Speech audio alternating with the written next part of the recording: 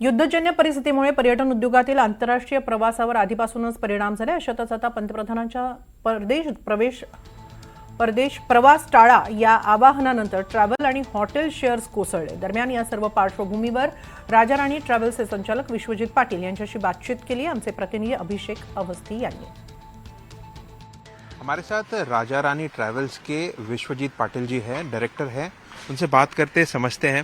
Sir, पहली बात तो हम आपसे जानना चाहते हैं कि जो इंटरनेशनल ट्रिप्स होते हैं, ट्रैवल्स होते हैं, उनमें कमियां आई है, किस तरीके का भी मोमेंटम है? देखिए, ये जो पिछले अपने फरवरी से जो युद्ध शुरू हुआ है यूएस, इजराइल और ईरान का, इससे काफ़ी एक बड़ा इम्पैक्ट पड़ा है on international and domestic travel.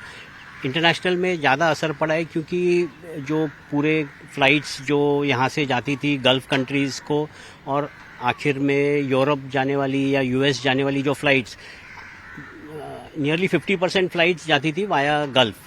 Emirates है, एतिहाद है, कतर एयरवेज़ है, कुवैत एयरवेज़ है, ये सब गल्फ़ रीजन से जाती थी. तो वहाँ काफ़ी असर पड़ा और सब फ्लाइट्स कैंसिल हो गई थी.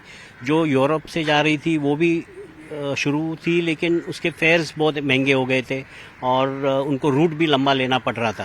सो काफ़ी असर, उसका इम्पैक्ट टूरिज़्म इंडस्ट्री पे भी पड़ा. काफ़ी बुकिंग्स कैंसलेशंस हुई और नेचुरली इम्पैक्ट एक बड़े स्तर पे हो गया था वॉर की वजह से. सर, अगर थोड़ा सा जानना चाहते हैं कि मतलब इंडस्ट्री से रिलेटेड कितना इम्पैक्ट रहा होगा, मतलब अगर ओवरऑल बिजनेस की अगर बात करें तो how much it has impacted? See, फरवरी मार्च जबकि एक अच्छा मौसम का पीरियड रहता है टू ट्रैवल, एक गर्मी वगैरह नहीं रहती है उस टाइम, तो नियरली उस टाइम जो एक फ्लो रहता है टूरिस्ट का, इस हिसाब से वॉर की वजह से nearly it had drop down to maybe just 40% जो होना चाहिए था. तो काफ़ी इम्पैक्ट बड़ा पड़ा था. और सर, ये जाहिर तौर पे आपने बताया कि युद्ध जो हो रहा था, अभी फिलहाल सीज फायर है, लेकिन जो परिस्थिति है पूरे वर्ल्ड में, उसके मद्देनज़र एक बड़ा आह्वान किया है प्रधानमंत्री जी ने. और साफ तौर पे अगर बाहर ट्रैवल करने की बात है, बाहर घूमने जाने की बात है, इंटरनेशनल ट्रैवल 1 साल तक के लिए रोक दिया जाए, तो एज अ टूरिज़्म इंडस्ट्री या ट्रैवल इंडस्ट्री आप इस अपील को कैसे देखते हैं?